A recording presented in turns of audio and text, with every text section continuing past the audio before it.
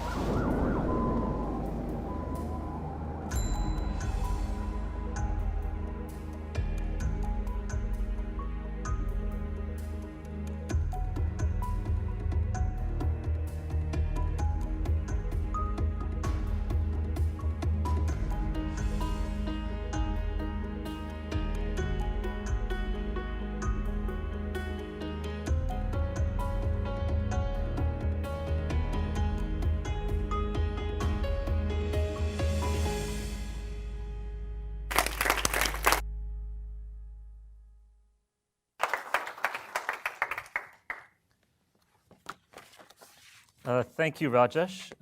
Is this mic picking me up? And thank you to the comms team who put together that fantastic video, which, as Rajesh reminded me earlier, is already getting a lot of play on social media and on the internet, and will be viewed many, many more times, unfortunately, than the report will be read. But nonetheless, that's the world we live in. Thank you to everyone who's joined us here today. I know there are lots of people also watching online from London and farther afield. Rajesh asked me to spend a few minutes before we are joined by this very brilliant panel in front of us, talking about the CGD's work stream at this intersection of this heavy phrase, risk finance and international assistance. I've had the pleasure of leading some of this work at CGD, alongside Stefan Durkon, Rowan Douglas, Owen Barder, and Alice Albright, the really excellent panel we'll be hearing from soon. As you all know, these spring meetings are something of a sister event on our shared calendars to the annual meetings that happen later in the year. During the annual meetings not too long ago, in 2004, a group of donors got a short, sharp wake-up call about a burgeoning human and economic catastrophe on their doorsteps. About 5 weeks before those meetings kicked off, Hurricane Ivan, which many of you will remember, made terrible landfall in the Caymans, in Grenada, in Jamaica. In Jamaica alone, 19,000 people were left without shelter effectively overnight. The World Bank and the IMF acted very quickly, given the timescale of usual response, and organized a donor presentation during those annual meetings to raise the emergencies profile. And that ended up successfully mobilizing over time, over weeks, over months, tens of millions of dollars in reallocated money and some new money, including simple things that you and I often don't think about as important, but can make the difference between life and death in emergencies, like $10 million for petrol to run emergency generators and run emergency vehicles. So the response was ultimately generous, but at 6, 12, 14 weeks without shelter, it was also ponderously slow. It relied on the generosity of donors. It relied on advertising to those donors in a convenient forum. Almost exactly 11 years later, another highly focused disaster affected a small and vulnerable country in the same region, and once again failed to enact a sufficient degree of international response and attention. On August 27, 2015, Hurricane Erika passed just south, not actually making landfall, passed just south of Dominica. Once again, it caused landslides, it killed dozens of people, it caused destruction valued at nearly a year's GDP. So this is national income, which if you can imagine, if one of our home countries, any of our home countries, lost a year's worth of GDP, what the effects would be. But this time, unlike the previous event, the most immediate payout wasn't triggered by urgent appeals to donors, however benevolent those intentions are, or reallocations from existing budget lines, or lending. It came from CRIF, a mutual insurance pool that takes in premiums from the highly exposed island countries of the Caribbean and pays out, just like our health insurance does, in exchange for clearly articulated risks. Now, in both cases, these were acute crises that happen to small countries that are important but feel far away. In both cases, these countries were vulnerable to eminently predictable perils, like violent storms. And in both cases, the affected countries suffered critical damage. But in 2015, more recently, the interaction of acknowledging those risks, putting funding in place to meet them when they happen, mobilizing money in response faster, without relying on advertising to donors, and by including the government as a key actor, was how we did business. So the hard rhetorical question this working group was set up to try and answer was, why haven't we brought those benefits of predictability, smarter financial management, and planning ahead to other areas of international response that manifestly so badly need them? Our approach to answering that question and creating a blueprint to help fix it, together with colleagues you'll meet soon, involved kicking off a CGD working group that brought together governments and frontline agencies, experts in insurance policy and practice, and representatives of donor agencies that pay out benevolently when these things happen. What was interesting to us was that these very different groups articulated a shared understanding of the fundamental problem. Frontline agencies said it's not that we don't know what to do when bad things happen or are on our radar, it's often that we can't get funding to do them. For example, in pastoralist communities in the Sahel, livestock isn't just livestock. Livestock, as many of us know, is a hairy source of value. It's a savings account. So when drought appears and families are forced to trade in their livestock all at once on fire sale prices, it's akin to us trading in our pension funds at pennies on the dollar. For their part, governments said that they understood their indigenous risks. They weren't blind to them, but they suffered by waiting for money from donor appeals and then trying to coordinate dozens of small programs. And donors said that they couldn't arrange funding in advance because they couldn't hold on to it and shouldn't promise to deliver it without being clear about how it would be spent. So all these different groups were identifying kind of a single fault line in how we do business. And the critical missing resource came down to one word, as we reflected in our report: predictability. Certainty about funding would enable agencies and governments to plan ahead. Contracts make it clear who gets how much money and when. Planning, in turn, helps to give governments and donors confidence in their investments and confidence that it will be spent effectively and transparently. And because plans and transparency exist in advance, we don't need dozens of fractured, duplicative programs when disasters strike. So the answer to our exam question isn't that governments are indifferent. It's not that aid agencies that deliver help to vulnerable communities are somehow ignorant of what they could be doing. And it's not that donors are intransigent and don't want to do the right thing. The problem, instead, is that the architecture of emergency response has grown up around paying for acute and visible needs. When we added up, and when I say we, I really mean Caitlin McKee, who's here with us and spent a huge amount of time on this report. When we added up payouts from various facilities that are designed to deal with the consequences of natural disasters, we found that just 10% of those facilities were tied to predictable future perils, tied to planning in advance in the way we described in the Caribbean, tied to plans like what we could be doing to deal with the effects of drought. So why are we more likely to fund a response to famine than an early response to the drought that we know will cause the famine?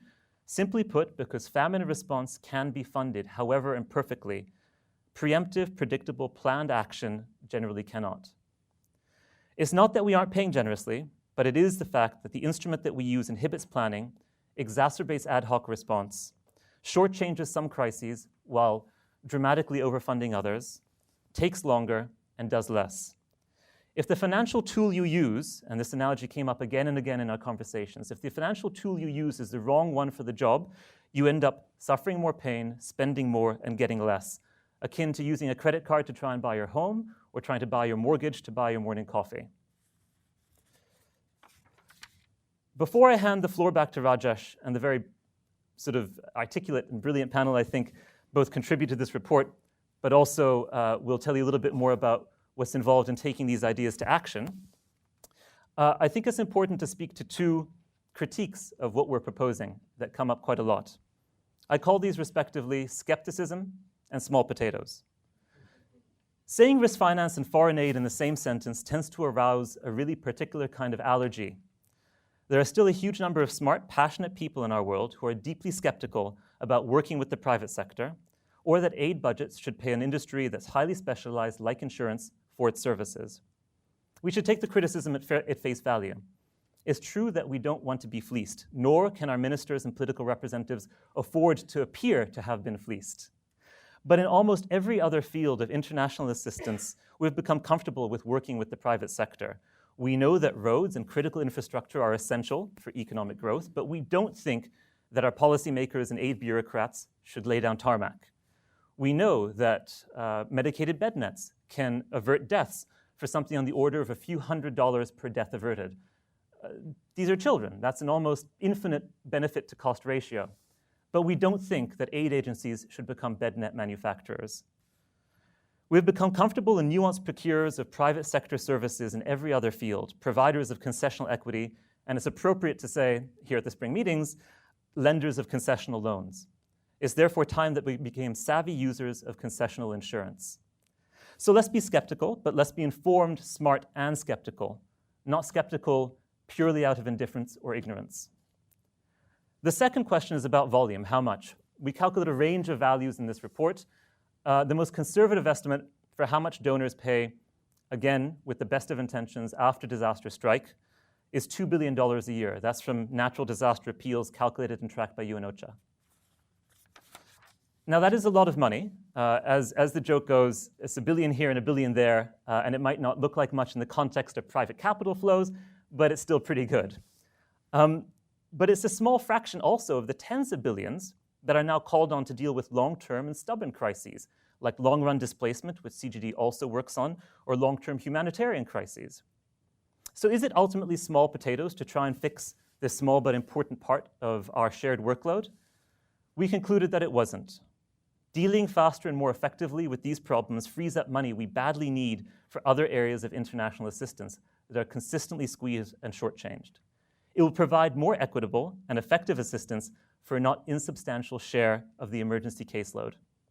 It may help prevent hazards turning into these long-run difficult problems that then become intractable or much harder to solve. It will lock in gains by making our economic, but also our social infrastructure more resilient. during the panel, I'm going to bet that Alice Albright, CEO of the Global Partnership for Education, where I now have the pleasure of working, is going to talk about how that's true in some sectors beyond bridges and roads that tend to get left behind, like education, when we think about disasters, disaster response, and disaster planning. So frontline governments and frontline agencies have told us very clearly that they're prepared to vote with their feet in favor of smarter financing to protect the most vulnerable amongst us. So the question we must ask ourselves at these spring meetings isn't actually rhetorical at all. The question we must ask ourselves is who is willing to travel with them? Thank you very much.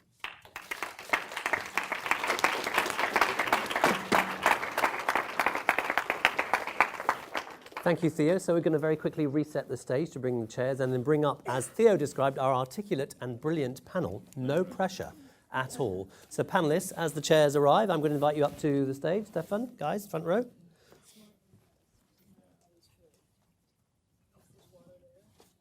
Yeah, there is. Yeah. Great. And as they come up, I shall introduce them. So just coming up now on this side. Oh, that could have been a little. there. Talk about risk. You need insurance. Talk about risk. Right. Okay. That is Alice Albright, Yeah, the CEO of the Global tripping. Partnership for Education. Owen Barder, Also sitting tripping. next to her. No, you- Also what? Tripping. Tripping, okay. Well, that's your business.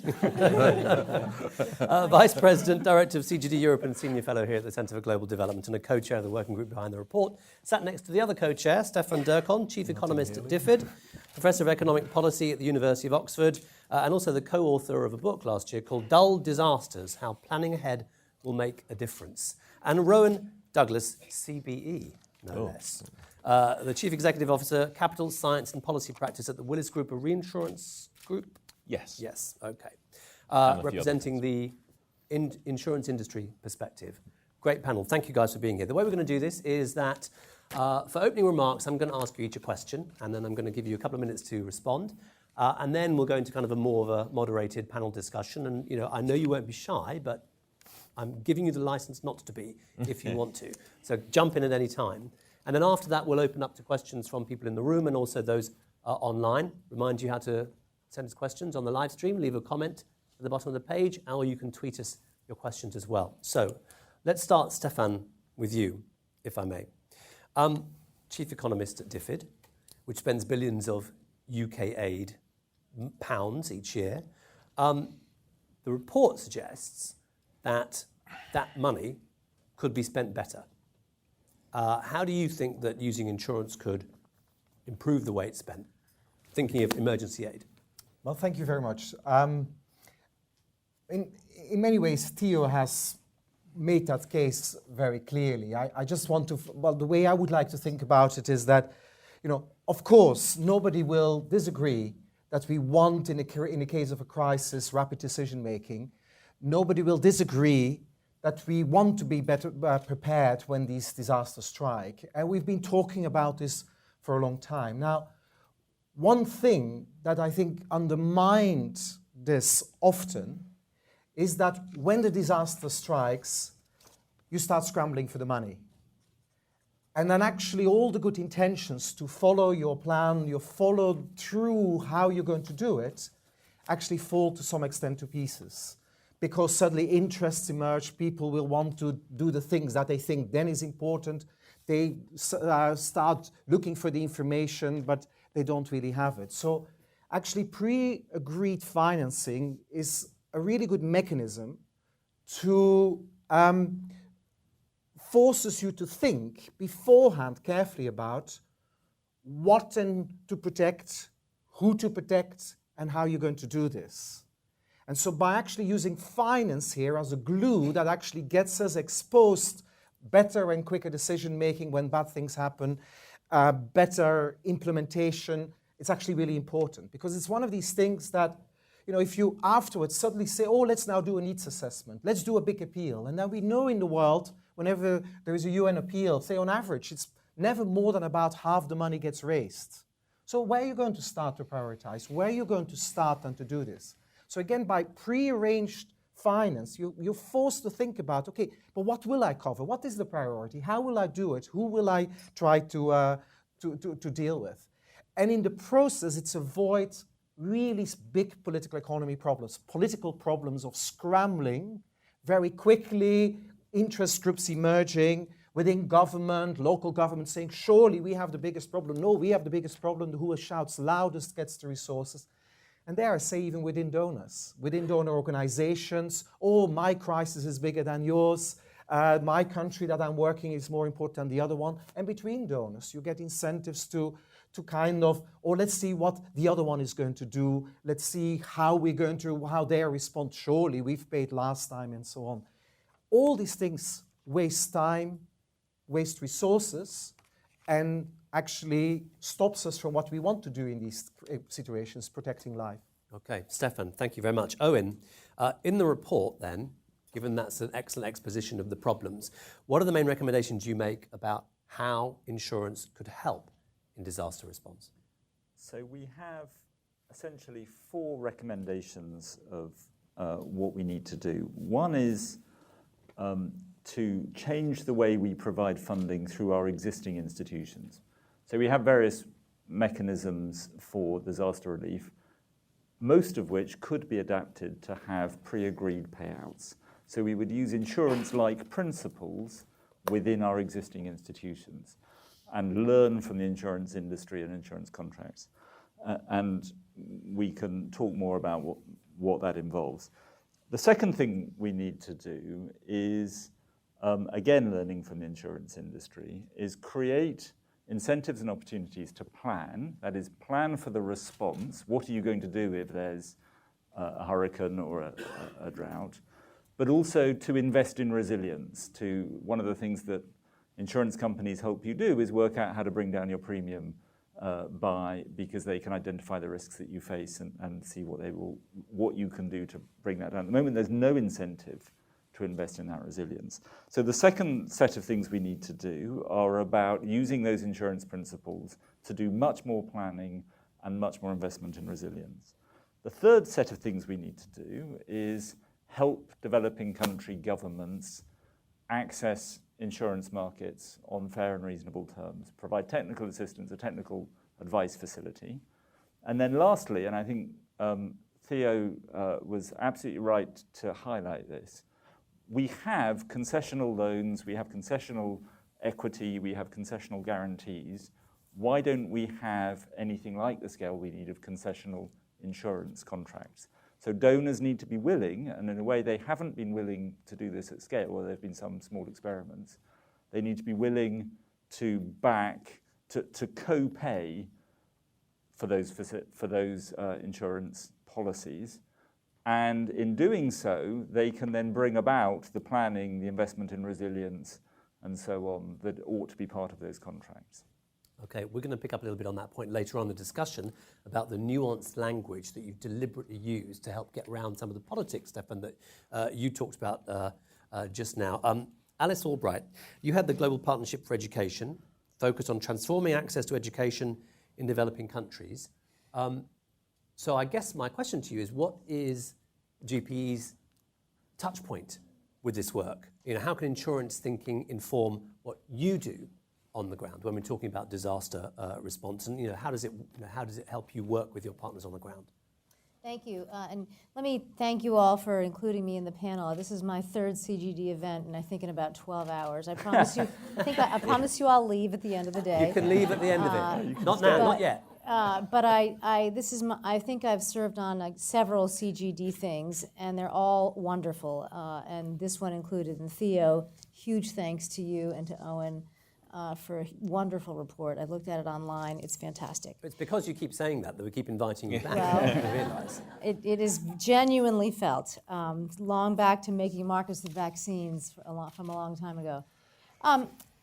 One may ask, what is the nexus between what has been discussed here in terms of concessional insurance in education? Because you wouldn't necessarily think that those two things connect. But let me start by answering the question by telling you a little bit about my organization.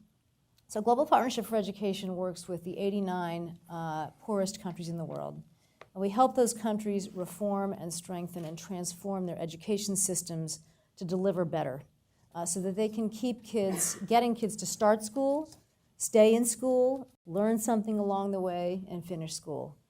So we're about not only the policy planning, the implementation, the resilience planning that would enable that to happen, but also about the financing that's necessary for that to happen.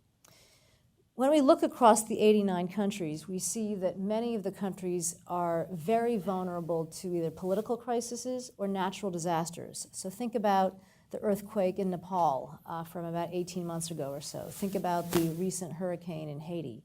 And in every one of those circumstances, even though it may not hit the news, schools close. And when schools close, kids don't go to school, teachers don't go to school, and there are untold costs for a country when that happens. And the costs are not just the obvious costs of having to rebuild the schools or perhaps hire new teachers, retrain teachers, but you're also first losing what the kids have already learned, but you're also incurring an enormous cost, which is an opportunity cost about the children actually finishing their education. So when you have an earthquake or a hurricane or a war, there are huge costs to the country's education systems. Now, right now, we handle this in what I would call a fairly rudimentary fashion. We first of all help countries, in fact, put in place resilience plans. And we're able to, up to a small percentage of our grant-making capability, either advance money to help a country recover from an earthquake or a hurricane, or borrow against a future commitment that we might be able to make. So for example, with Hurricane Matthew in Haiti, there was $1 million of an undispersed grant that was available, hadn't been used yet, and the country called us and said, can you redeploy it to go rebuild the schools? And we said, yes, of course. So that was a rudimentary form of insurance. But the concept needs to be perfected, needs to be scaled, it needs to be priced. And I think, in fact, we do need to work with the insurance markets to figure out how to make this a much more routine part of how a government would respond. And we've actually started exploring it at GPE with the generosity of the Rockefeller Foundation. We have hired a group of experts, some of which are sitting in this room, to really study the feasibility of actually employing disaster risk finance, concessional insurance, whatever we're going to call it, into countries' education sector planning and financing on a much more routine basis. And the killer fact, and the reason why I think this is really worth pursuing, is that, and we've actually now begun to look at the numbers, is that in 2015 alone, just think of 1 year, more than 70 million children across 35 countries had their education disrupted by some form of crisis that could meet with some more immediate remediation through using otherwise conventional insurance techniques and capabilities.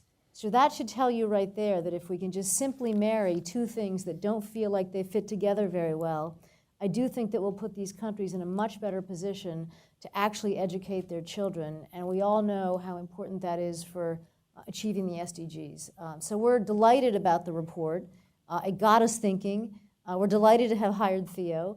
And we are now getting, Owen may not be so delighted. We apologized already. But we're delighted about and very enthusiastic about the prospect of actually making this a reality for the 89 poorest countries of the world, thanks to our partnership with CGD and thinking about it. Okay, Alice, thank you very much. Interesting, we'll probably talk about this later, but what you're describing there is bridging this humanitarian development divide that we talked about in the big event yesterday. Yes. We also launched a report about this week as well. We'll come back to that. Rowan Douglas, you've been described as articulate, brilliant, and an expert in the last 5 minutes. There's only one way from and your now, family isn't it? Now. Your family are here as well. I know. You've got quite a few kids with you.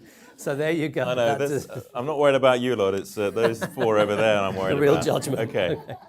But give us, look, from the perspective of the insurance sector, how ready are insurance companies to get into this market of offering insurance for risks to developing countries?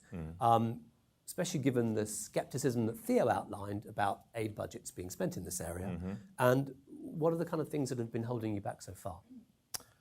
Well, let me echo Alice's comments about the quality of the CJD team and the process, as well as the other members of the task force. It was a remarkably efficient process. We only met 3 times. If only the private sector could work with such efficiency. And when we sat down in London in July, I think it was, I don't know, there were 20 of us around the table, and we only shared three things. We shared mutual bewilderment about each other's worlds. We shared some curiosity, I think, and probably a real frustration, deep-seated frustration in our own world about, I was frustrated that the capabilities of our sector, which isn't just a private sector function, by the way, it operates in the public sector and the mutual sector, wasn't being brought to bear. And I learned about the frustrations that those in the humanitarian sector really had. I knew a bit about them, but not really. And it was an exciting process where I realized that the challenges that the humanitarian sector were going through now were exactly the same challenges that my industry went through in 1992 here in America when a hurricane smashed through, Hurricane Andrew. Some of you weren't even born then. And it was the final death knell on an industry globally that had collapsed globally. There was lots of unprecedented disasters, some by US lawyers, but many by Mother Nature. And over the period of a quarter of a century, from 1992 to now, our industry around the world has gone from ruin to resilience, despite risk having gone, through the roof. And actually, an ocean of capital wanting to be brought to bear to support people in emerging and developing countries as well as here in America. And three cardinal elements were brought together. One, smart capital. Capital said we have to understand this risk for it to be brought to bear. And that capital said we cannot go on simply hoping for the best and thinking that the past represents now and the future. And that smart capital demanded an analytical revolution that said we should understand these natural disasters much better. They obey the laws of physics. But the final revolution was a revolution around the duties of care and who own the risk. And a duty of care that said what an insurance contract has to work if there's a major disaster. What should that duty of care be? And it turned out that the regulators demanded a metric called 1 in 200. And I realized that in the world that you guys inhabit, we have the same problem. We have not predictive understanding of risk, we just hope for the best. We don't have clear knowledge of who owns the risk, what the duties of care are, and we don't have smart contingent capital being made available in an economically sensible basis. So what was the exciting thing was that over a period of 6 months, this group realized that they could share a common language and a common lexicon. And I think it was Theo who made the very important distinction, and I want to underline this. A distinction between insurance principles and frameworks. And insurance is not an industry, it is an institution of society. And then separately, and to answer finally, Rajesh, your question, why do insurers want to get support emerging middle markets? Because, surprise, surprise, because these laws, these risks we're talking about, that obey the laws of physics, insurers really want to bring their capital to bear. And actually, the challenge is not a lack of supply of capital, it's a lack of demand. And that demand can come from the public sector as much as the private sector.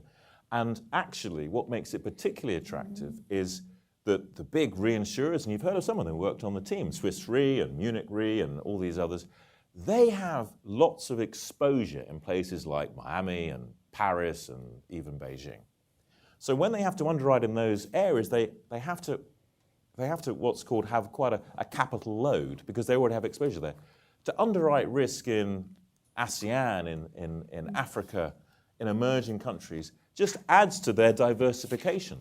So for all sorts of reasons, this is attractive. But the challenge is bringing demand to bear in an efficient way and working with the humanitarian system, which already can focus a lot of attention, is a very exciting opportunity. And I think the recommendations and the thrust of the report that Theo's helped to produce is spot on. Okay, great. Thank you very much, all of you, for those opening comments. Let's kind of jump in now if you want to. Owen and Stefan, I'll start by prompting you guys with a question. If the kind of predictive models that Rowan is talking about were there and were implemented, what difference would it make? I mean, Stefan, you've done some research looking at if disaster response was funded more quickly, what the outcomes of that could be compared to the implications of delayed action. So tell us a little bit about that, and anyone jump in when you want to. I mean, we could go through. There's been quite a lot of research done on, the impacts of shocks and the lack of responses to it, and they typically take the form of, if you come late in a situation of drought. I used to study a lot Ethiopia and the different droughts that were experienced there. If you had very serious ones like in 84, 85, with, of course, also lots of political issues around there as well, you get hundreds of thousands of people dying. But actually, even with the droughts in which we respond, so to speak, reasonably well, it may not be any more the mortality in itself that is the biggest issue, but an awful lot of children, for example, get undernourished. And getting even just a few months of undernourishment, aid that comes late, the evidence suggests that it actually then, will have long-term consequences in people's lives. These children can be shorter, they lose height, they have less education because actually their cognitive abilities have been impaired, and their health has been impaired. We know from families that have lost livestock, for example, during these crises, that for 25 years later, that they don't really get any. They get a much slower recovery than compared to families that didn't lose these kind of assets. So these things matter for people's lives, for people's livelihoods. And it's also in other ways that the impacts on people are rather dramatic. If we have in these situations support coming in time, and actually in a form that is pre-agreed that we know what we're going to do, it actually makes a huge difference. Like in the Nepal earthquake, we had in May 2015, the big earthquake, there was a massive, of course, loss of people's infrastructure, of physical infrastructure, of people's housing as well. And a lot of aid came. And yes, it came. The early response was not too bad, but then a lot of money was flowing in. In May, the earthquake happened. It took until December before the government could agree amongst each other how they were going to use that money. Now that's 6 months that people live in a terrible infrastructure. There's a very slow recovery as a result. We don't know what the long-term consequences of that one will be, but they will definitely be important and definitely matter for people then and will matter for people in the future. So I think Stefan I agree with all of that, but I think I can go further than the current chief economist at DFID in pointing out how bad the current situation is. Stefan referred to the Nepal earthquake. The UK, to our great credit, sent helicopters out, which we thought might be useful, which were never used because nobody knew they were coming, no one knew what they were for, no one knew how to deploy them, they weren't what was needed. And that's just one microcosm of the enormous amount of stuff that well-meaning, well-intentioned people think might be useful. But if you're planning for a disaster, which of course, Nepal, I've visited Kathmandu many times, and I've always been told, this is where you go in the event of an earthquake. It's not like no one knew this was coming, right? So they had planned for an earthquake, but if you don't know what you're going to get, when you're going to get it, from whom, under what conditions, you can't have a plan to respond immediately on day 2, on day 7, and so on. That's the great advantage of a predictable financial response, is that you can work out exactly who your contracts are going to be with, what your response is going to be in the first hours, in the first days, and so on. And we've seen time and time again, disaster after disaster, that it's late, sometimes it's far too much, sometimes it's far too little. It's usually the wrong things, and no one has a plan for what to do with it. And that has real consequences for real people's lives, both in the short term and the long term. And it's a waste of taxpayers' money. And it's just this well-intentioned, even people who are hostile to foreign aid think we should have humanitarian disaster response. And it's, I'm ashamed to be saying that we do that really badly when we could do it so much better. So for me, the key thing about this is investing in resilience up front, planning response, as well as having the speed of response immediately after. All of those things at the moment are missing from the humanitarian system. So let's keep in our minds how bad the current system is. And it's because the donors and the governments of the countries concerned are engaged in strategic delay about whose problem this is. After a disaster happens, everybody thinks something must be done, but they rather hope that someone else will do it. You don't want your tax dollars going if some other country is going to step in. And it's only when you get pressure on the TV, CNN and BBC are showing people starving, that public dismay becomes sufficient that you rise to it and then start. So everybody's engaged in a process of not wanting to acknowledge before the event that if something goes wrong, we will need to contribute to that. And it's that unwillingness, it's that lack of predictability that we will in fact respond, and this is how much we'll provide, is our unwillingness to provide that predictability that lies at the heart of all these things that are wrong with the system. And that's the thing that we can change through insurance-like principles, by making a commitment in advance of how much money will be available and for what purpose and how it will be used. You've talked about humanitarian response then, Alice. I want to bring you here in on this bit. Most people think of sanitation, water, shelter, food, immediate needs. But Alice, you want people to also think about education in that bucket as well. How are you going to convince people that education is fighting against other things in terms of public aid budgets?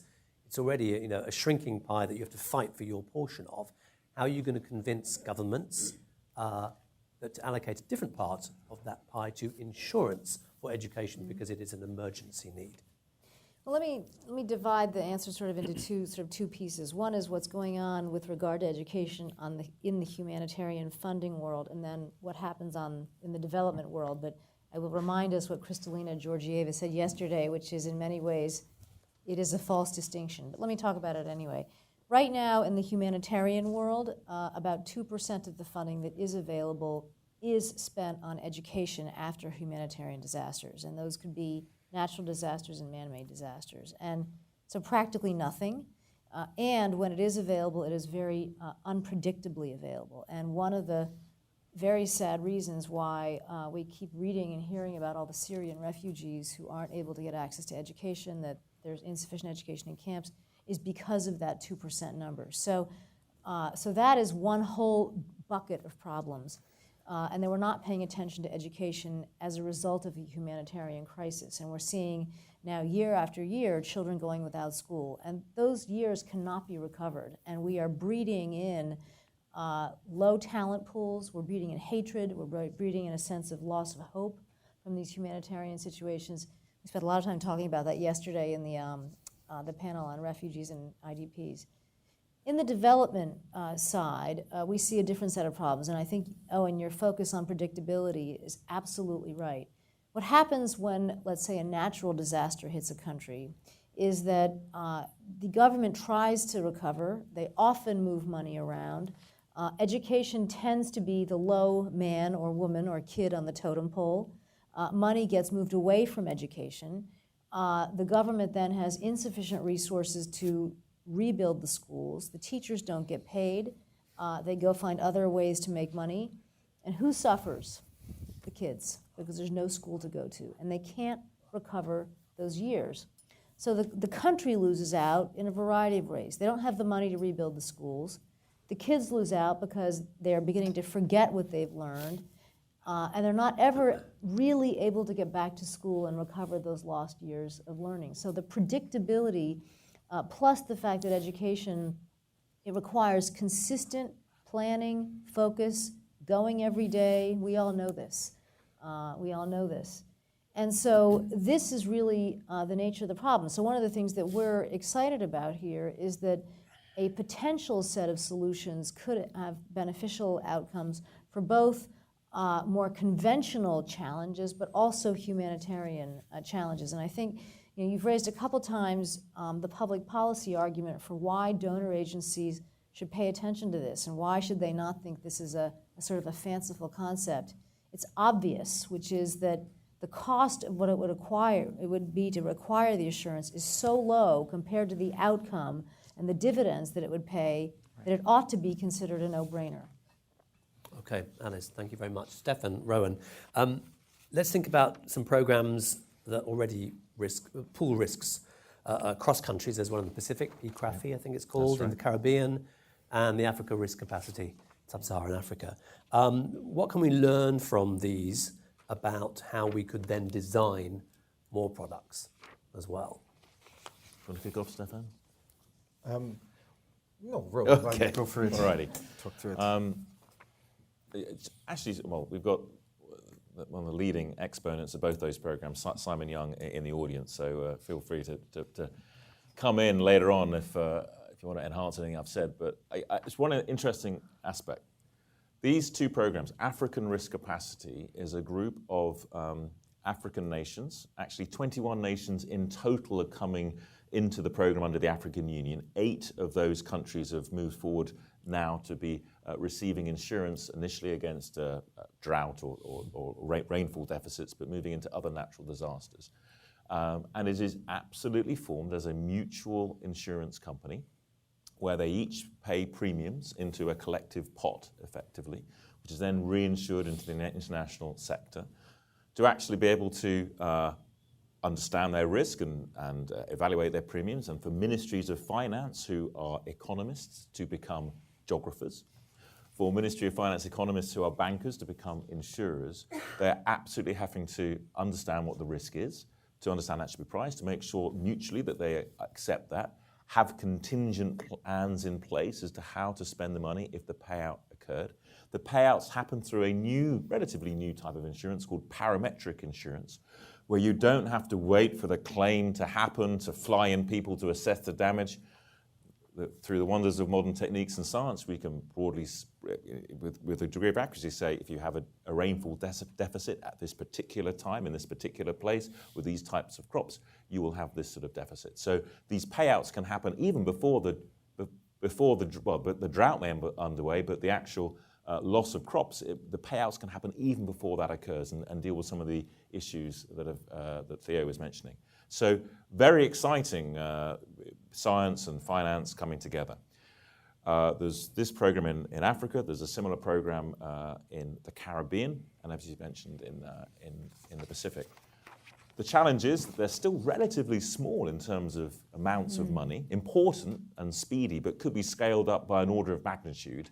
And not that many countries are covered compared to the potential needs. But just one observation I want to make is that this is a global problem. Some of the most exciting innovations are not happening here in the United States or in the UK. They're happening in Africa or the Caribbean. And the final observation to make is 10% of the insurance premiums you pay for your house or your car go into this global pot called reinsurance. We don't even know about it. When there's a disaster in France or Germany or in Brazil, a bit of your money goes to pay these disasters. My frustration is the 10% of my insurance premium that goes into this pot is currently not going to, in this ultimate community product, to the humanitarian system, except in Africa and the Caribbean. So the opportunity is to take these incredibly important learnings, and there have been some challenges, and Stefan, you may want to sort of touch on some of the basis risk and Malawi type challenges and things, but wow, what an incredible, powerful community product that we now need to magnify. So let me add to it. So, and it's been really very instructive over the last decade or so to get some of these pools functioning, and then also learning how can we do all these things better. And I was going to give you indeed two examples. Let me pick up first what I think is almost the most important thing, that we've been learning that it's one thing to get the finance in place, and the finance that then actually reaches at the moment of a disaster, it reaches the government, the Ministry of Finance, the Treasury. It does require extra work to make sure that the systems are in place to use this well. So I think one of the lessons we definitely had from moving from the Caribbean towards when we start working on Africa, to say, well, we need to make sure that that full package is there, that it's not just, somehow, a government buys insurance or is a member of a risk pool and gets some money, but actually the real advantage is here is by having this pre-agreed finance, that you actually now have the real opportunity to start thinking about how we're going to use it. And so in the African case, the requirement is imposed to make sure there is a contingency plan, a response plan, a way of thinking about how to use it. Now that's a massive advantage. So then actually you can start really to think about, suppose I'll now get, in the case of a drought, 100 million or 30 million or 50 million.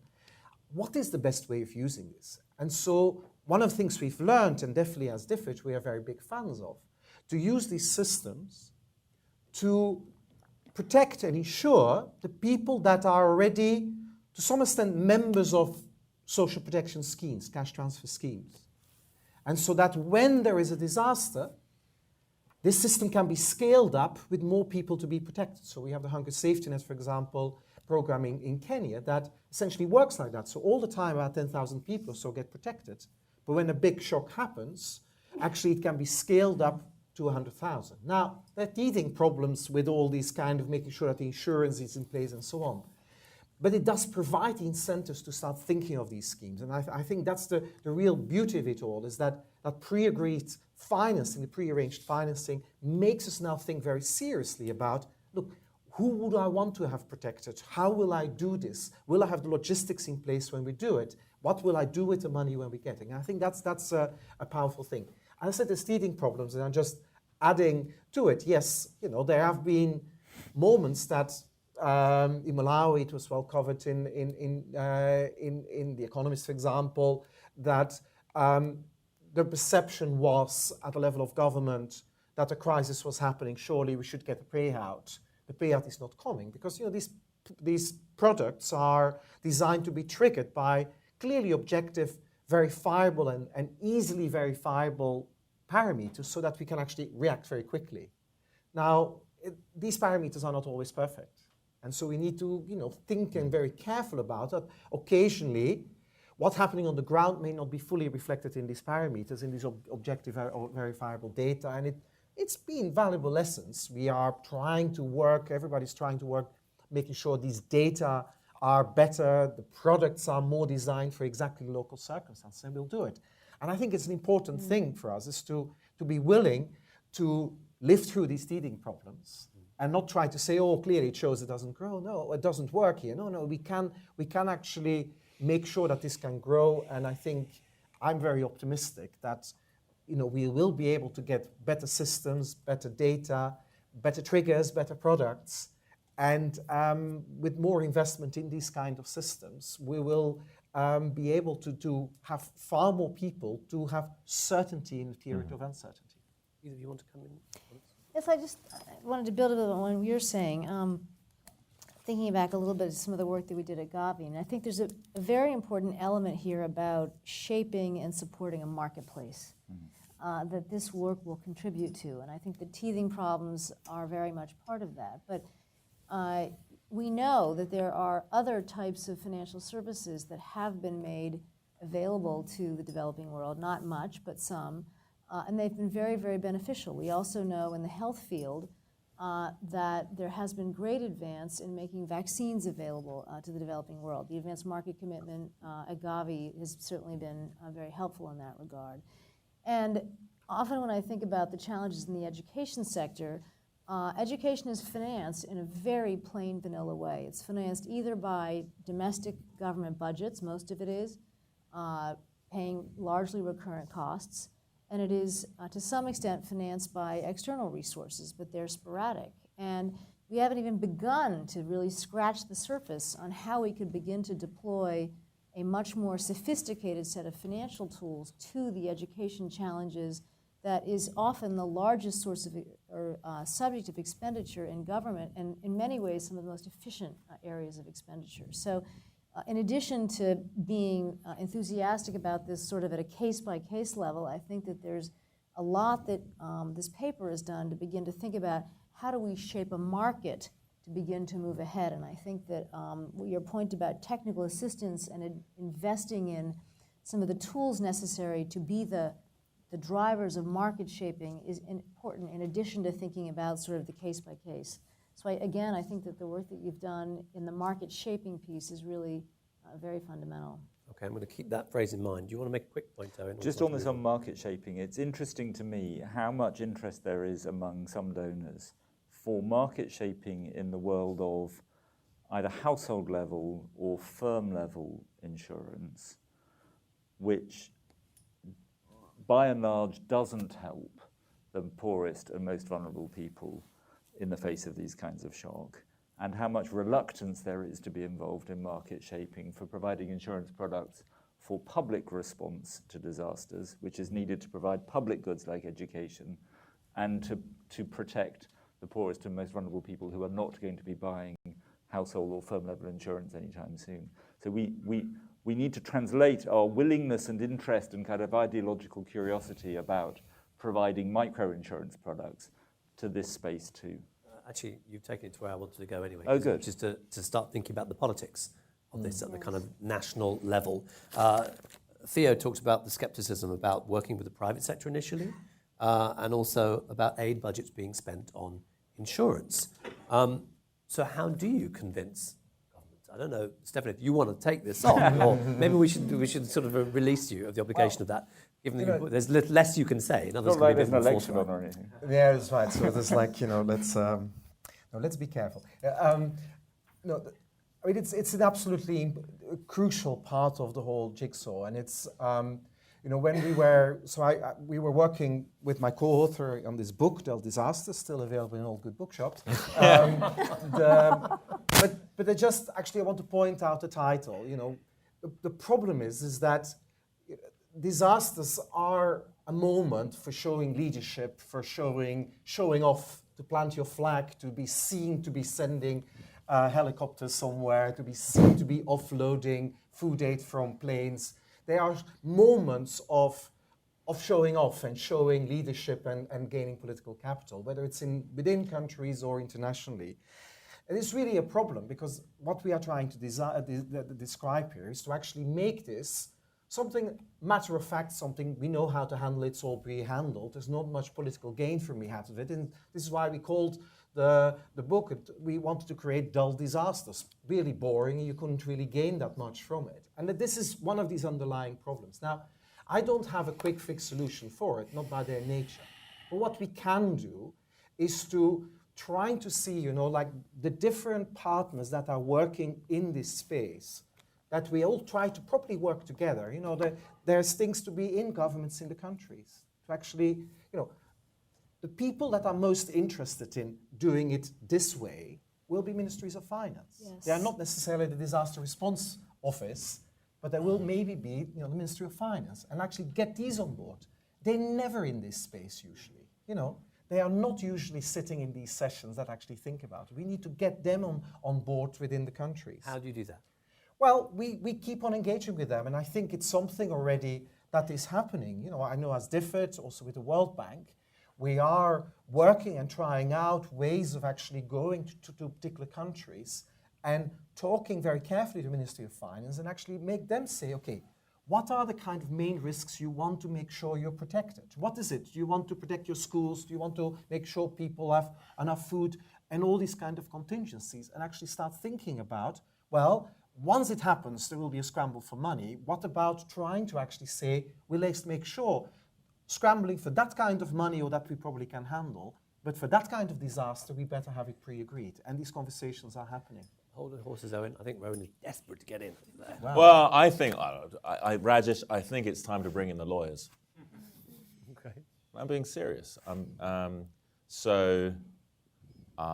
For example, some work that Ana Gonzalez at Cambridge did on the role of insurance to protect human rights of life, livelihood and shelter, and mapped how human rights obligations, which all governments have signed up to, are supported through these sorts of interventions. Those duties of care exist. Similarly, mapping the ARC work against the Sustainable Development Goals. I see other lawyers here who will be looking at Clyde & Co. What are the tort liabilities that various actors will have? My view is that all the legal duties of care are there already. We have, at the macro UN type level, down to my duty as a mayor, to my flock, down to my corporate liabilities.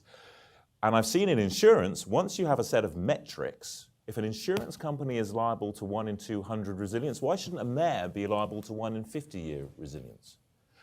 We now have the metrics to make duties of care tractable under law. And until lawyers start finding the exciting opportunities to put people under pressure to fulfill those duties, either they be fiduciary duties, human rights duties, or tort liability duties, we won't get anywhere. But what is the duty, perhaps, Alice, of school administrative districts and authorities, even a head teacher, around undertaking what's her or his ownership of the risk at the school level, the district level, the Ministry of Education level? I really think it's time to bring in the lawyers.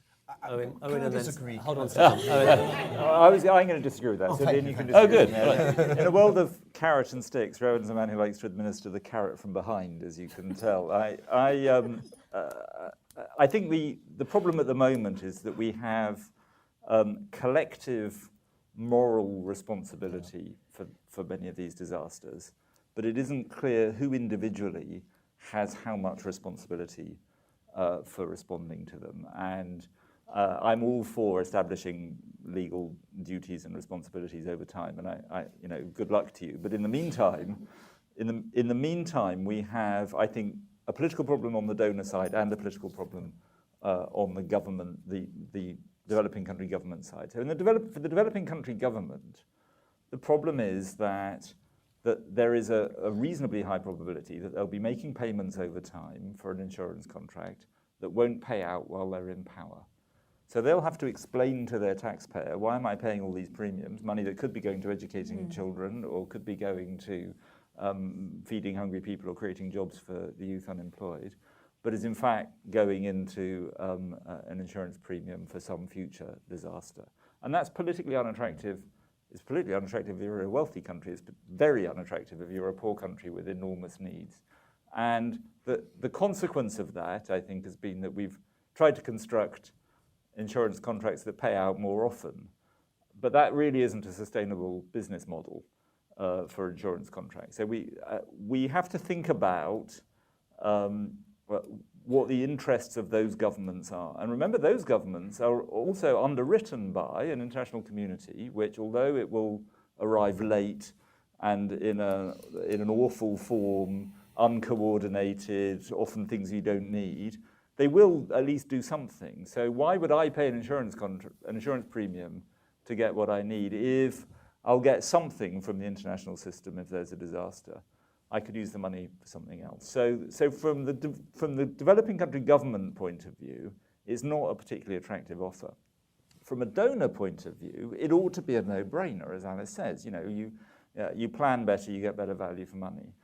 I actually don't think the problem is that development ministers say, no, I don't want to pay a premium because I'd rather ride to the rescue on a white stallion when the time comes. These people are politicians, but they're not wicked.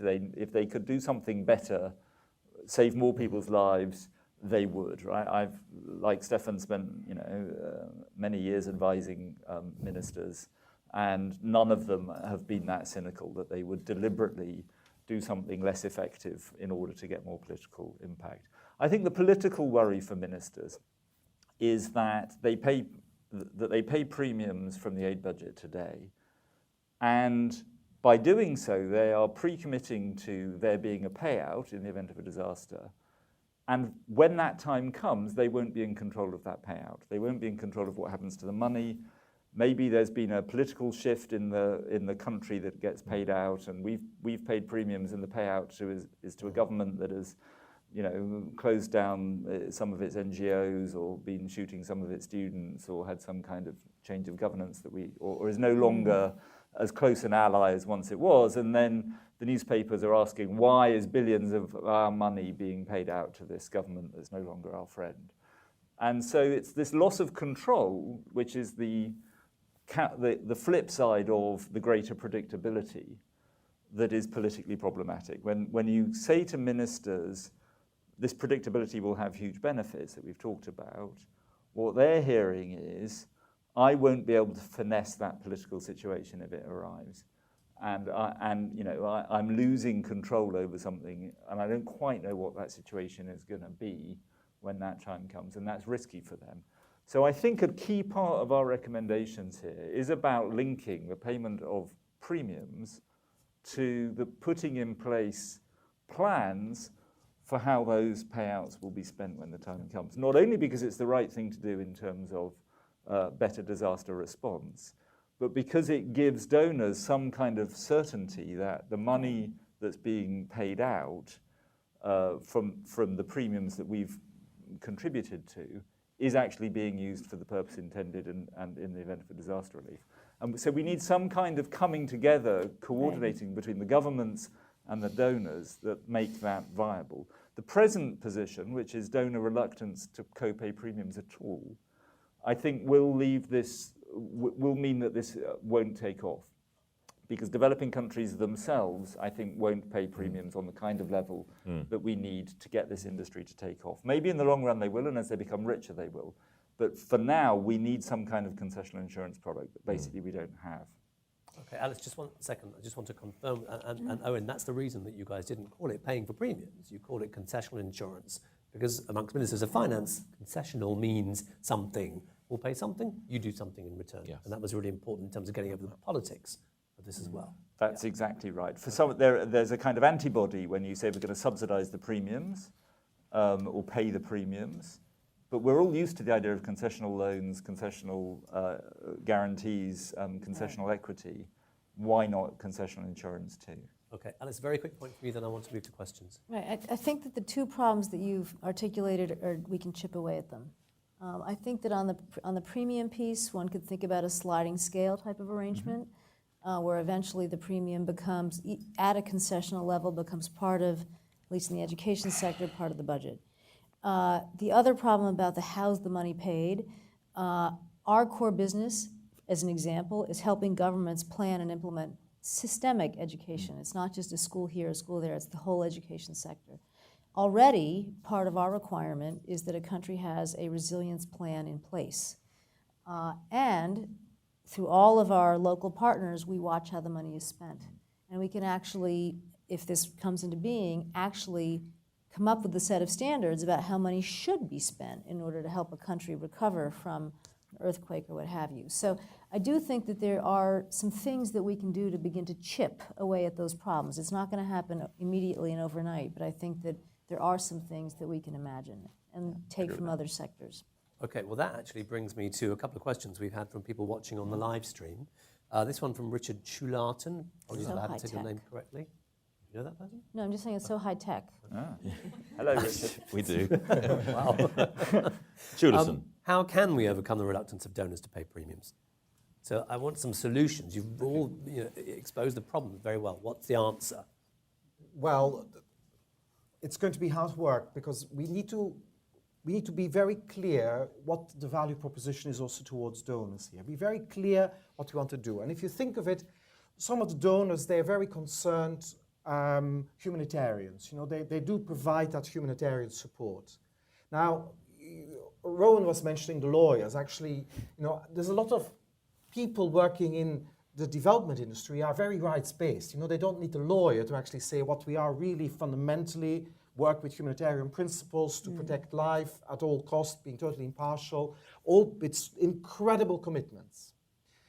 We need to keep on helping to make them understand that what you were referring to, that this current system of begging bowls and getting the money afterwards is actually really hurting their cause. There's no amount of lawyers and courts that will explain that. It needs to be showing and giving proof that actually we can do this better. So this is really hard. But there's a second part as well, is that this is complicated stuff. They're very concerned, and this is not about suspicion of the private sector per se, although it comes in a little bit for them, but it is very complicated. Me as an economist, it took me years, even though I was taught things to do with insurance. What an economist learns about insurance is totally irrelevant to understand insurance. It's really a complicated thing. The nature of the contracts, the nature of what's being offered. There is a huge education, and there's also a need for really honest advice. Yes. This is not about that the industry is bad. but it needs to be carefully explained what actually is. So even for donors, they need to properly understand what is the value proposition and do this very transparently, getting honest advice, whether it's the donors actually or the recipient governments or the NGOs that would use these instruments. And I think then finally what needs to happen is actually it's also, and I know it is happening, but I do want to repeat, it's also from the industry point of view. And this is where the parallel with health is actually quite interesting with vaccine development and so on. These were long games. Trying to convince the industry, this is all about the long game. We're going to jointly make it possible that these markets get created, these opportunities get created. And this is not about short-term deals. Because every short-term deal will reduce the confidence that this is actually an industry that's interested in the long run in it. And we need to just keep on working. So there's different things. I think it's still a job to be done, but I'm positive and optimistic that we can get there. Okay, I'm going to take 2 quick questions from the people in the room, and then got one more question on the live stream, and then we'll be done. A lady here, and Jeremy there. Paula Jazabkowski from City University, London. That was great about the short term, because the whole point, of course, is that insurance is a long-term game. So you can't have governments being brought to the table, which is, from what you're saying, politically already incredibly complex on both sides, the donor and the developing and the receiver. But then you can't dip in and out of it. It is a relationship-based game. And so I'm curious about what advice you have about making these things stick, particularly stick beyond an initial political regime. My name is Jeremy Fernandek. I'm a newly arrived senior policy fellow here at CGD, but prior to that, spent the prior 3.5 years as the head of disaster response for the U.S. government. So managed many of the responses to the disasters you're talking about. I wanted to just kind of put a couple of observations and some perhaps devil's advocate pushback to some of the things that the panel has said. I think, so broadly, I think that this report is very much on target in terms of the potential of insurance products to change how countries manage disasters. And I would frame it as disaster management, not disaster response, because it is how a country prepares for, and then not just in the immediate term, but I think more importantly in the medium and longer term recovery, deals with the impacts of the disaster. And so what I saw certainly even over the 3.5 years of my tenure was a pretty significant shift in reducing need for international involvement in natural disaster response just in general. And that's due to better DRR by countries, better political commitment by countries, the Sendai commitments and the WHS commitments and so on. Where I have some concern about this is I think there's a risk of overselling its applicability, and I think underselling the effectiveness of the existing emergency response system, which is not, I have to say, at least in my experience, as slow, inept, and discombobulated as has been described here. This is a great tool with, I think, a limited set of, with sort of a limited applicability that depends heavily on having government political commitment in the country itself and predictability of the disaster. Something like Ebola, something like a protracted refugee crisis, I think it's much harder to envision how an insurance product could finance something like that at scale. But I'm interested in kind of how that was handled within the discussions that you had as the panel and kind of your vision for how that could work. Thanks. Great points. Kind of related to each other. Let's get some responses to both of them. Panel, who'd like to kick off? So let me say something about what kinds of risks this will cover. One of the most striking things that I heard as we discussed this was some of the catastrophe modelers, when we asked them, well, do you have good models of X? The answer was, well, we would do if there was a market for products for that. So I think the way to approach this is to build it out slowly, is to start with the things that can be modeled relatively straightforwardly, where we're extending existing geophysical models to the kind that at the moment are not being done for developing countries because there's no market for insurance there. Build them out, learn from that.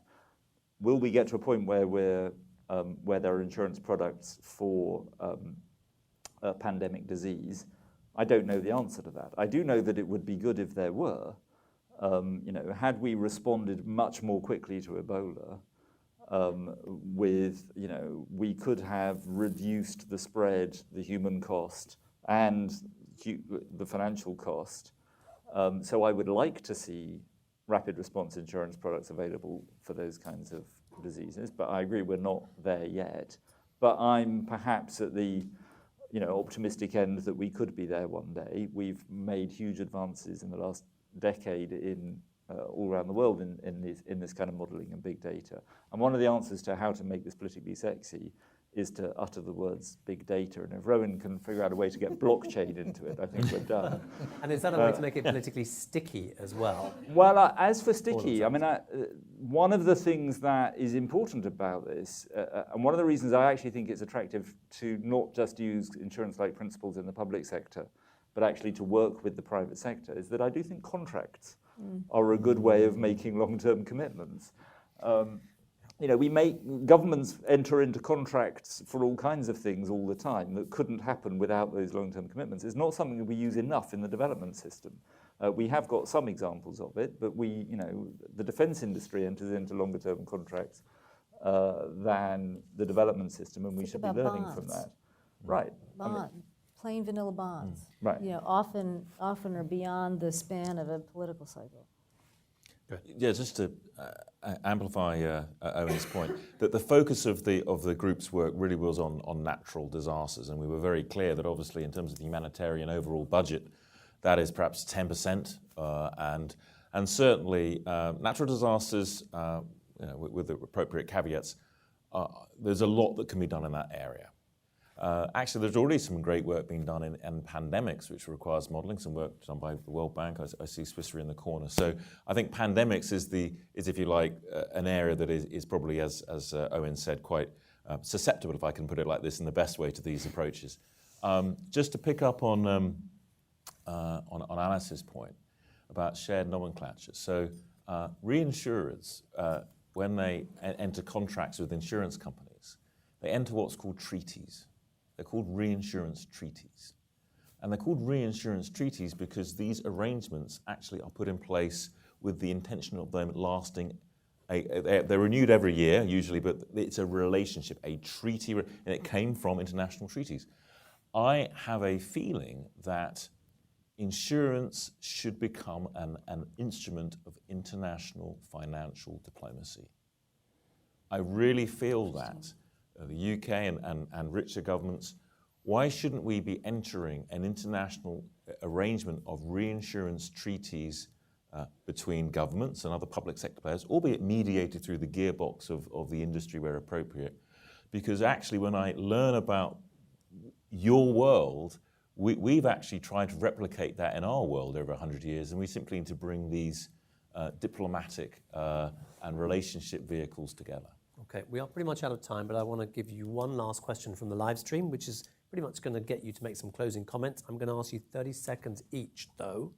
There are refreshments outside. People want a drink. Yes. Lucy Stanborough has sent us this question. Basically this, what are the next steps for this report to get it onto government and donor agendas? What should people walk away from this event and do in order to engage in this, in order to move talk to action? Alice, let's start with you. 30 seconds each. I think we should start identifying some areas to start experimenting with it. Look at where the data is available, look at where donors may have appetite. We should remember that the donor environment is very tough right now and ought to be open to new approaches and start taking this from what is, I think, a fantastic display of what the theory is and start identifying some possibilities. Okay, Owen. So we have a section in the report that I urge you to read about actions, about what we want the industry to do, what we want donors to do, what we want developing country governments to do. The overriding idea that I want to draw from that is if we can get people to accept that identifying who is responsible for risks in advance, we can unlock a huge amount of this. And it's really identifying the political economy obstacles to that and nailing down some agreements about how we're going to do that. I think then a lot of the dominoes begin to topple. So for me, getting people to understand why that's important and what that could unlock is the key next step. And I'm hopeful that the British government which not coincidentally is also home to a substantial part of the insurance industry, will take an active interest in this. I think this is partly due to Stefan's brilliant work. I think this is getting traction in the British government. We've got the hiatus of an election, but I'm hoping that after the new government is elected, this will be something that the British government really wants to take forward. And I hope that they will lead an international coalition to, as Alice says, identify some particular examples and take that forward, and eventually it will spread. Okay, Stefan, an actual 30 seconds, please. Did I not speak for long enough? It's a flexible thing. No, so I mean, what Owen has already referred to it. There's definitely massive interest within DFID. But it's important to understand that we do not fall in the trap that was alluded to, that we want to overstate its relevance. This is about a tractable problem. It's something that's tractable, and the next step is to actually develop, making sure that this tractable problem, for the kind of disaster that we deal with it well, give it off our books, give it the support that it deserves, keep the momentum going and doing it. At the same time, use these same principles to actually help to think in other types of crises that are much harder to deal with, maybe with a simple insurance contract, but actually use it. The same principles are about having proper systems of decision-making with clear triggers, having proper beforehand thinking about how your disaster management will be, and that can include even in protracted and conflict-related crisis, and also pre-agree and think carefully about how you will finance it. It doesn't matter that whether we can have a simple contract that's a parametric insurance contract. No, it's the same thinking, and bring that thinking of the report to bear in other areas as well. Okay, Rowan. In 30 seconds, we added up the industry, actually led by Ivo in the corner, has devoted about 7,000 hours in the last 12 months to create some proposals which hopefully the British government and the German government will enable within the next few months. I'm not at liberty to talk about those, but if those came through under the G7's Ensure Resilience agenda, and I think July with the G20 meeting, within 3 months, I think that I must say those key donor agencies are probably driving the bus in terms of being able to then create the sort of breaking of the dam in terms of moving this into mainstream. If those proposals come through, they do in the next 3 or 4 months, I think we could be meeting here in another 12 months with a very different landscape, and just whatever can be done to help those get over the line, let's drive forward. Well, a perfect point to end it. Okay, the report is called Payouts for Perils, Using Insurance to Radically Improve Emergency Aid. It's on our website. You have summaries of it now. Please take it. Be champions for it. And also please thank our panel. Thank you very much for joining us.